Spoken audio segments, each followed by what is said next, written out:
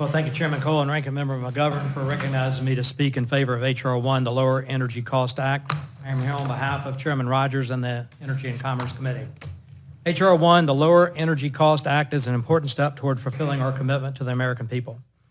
H.R. 1 will grow our economy, protect American jobs, lift communities out of energy poverty, and reduce the cost across the board for everyday necessities like food, water, medicine, and housing. We should be about increasing American standard of living, not having them face intermittent and unreliable power. H.R. 1 includes several major priorities like increasing American energy production, building and modernizing our energy infrastructure, reshoring American jobs from overseas, and prevailing over our strategic adversaries, Russia and China. H.R. 1 is also a return to regular order. With the new Republican majority, this is the first time in 4 years that we have had an energy bill that has gone through regular order process, where each committee has held hearings and markups. This bill contains 16 separate bills from Energy and Commerce Committee. Each of these went through regular order, where 68 amendments were filed and debated in committee. The American people are suffering through the worst energy and supply chain crisis in a generation. The working people of this country have been forced to choose between putting gas in their tank or food on the table because Democrats' inflation crisis and radical spending to reward their political allies. Under Democrat control of Congress and with President Joe Biden in the White House, we've seen energy poverty surge out of control. Rising costs, electricity blackouts, empty store shelves, supply chain panic in our communities.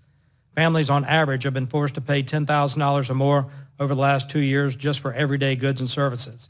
More than a third of households say they've foregone food and medicine in order to pay their energy bills. And it shouldn't be that way in America.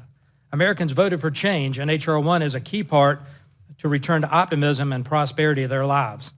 America has the world's most abundant supply of energy, the highest environmental and labor standards in the world. And we have the innovation and technologies to make it more affordable, cleaner, and more reliable. We should be celebrating all of this and building on it to make people's lives better. And to do that, we need infrastructure permitting reform to unleash American energy and lower cost. We need to make it easier to innovate and to deploy new technologies. We need to modernize our existing infrastructure and build new pipelines to deliver energy more efficiently and more safely to the American people, where it needs to go. We need to reduce our dependence on Russia. Russia is using its oil, gas, and uranium supply as a weapon to blackmail Europe and wage war on Ukraine. We also need to cut China out of our supply chain. China controls more than 90% of the world's critical minerals, and they dominate the world's supply of batteries and solar panels. There are several solutions in H.R. 1 that would work to ease the permitting process for building up critical minerals, processing, and refining facilities in the United States.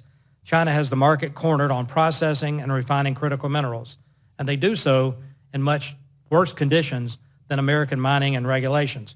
We need to change that. We need to secure our supply chains. These critical minerals are vital to technologies like wind, solar, and batteries. To win the future, we must reverse President Biden's war on American energy and his agenda that is making us reliant on the Chinese Communist Party. We cannot afford to move backwards with reckless command and control so-called climate agenda that forces people to pay more and go without reliable energy.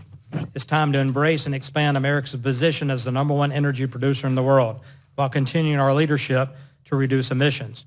H.R. 1 will grow American jobs. It will strengthen our supply chains, bolster our security against our adversaries, and make life affordable again. Let me just say that many of the industries that will benefit are the very utilities that provide the 24/7, 365 baseload power for our homes, our communities, manufacturing, our states, as well as the people in poverty around the globe who could benefit from clean-burning, U.S.-produced natural gas, not to mention our allies who've turned back to coal and wood for many of their needs as Russia continues to control their supplies. So I urge support of H.R. 1 and look forward to your questions today, and with that, I yield back.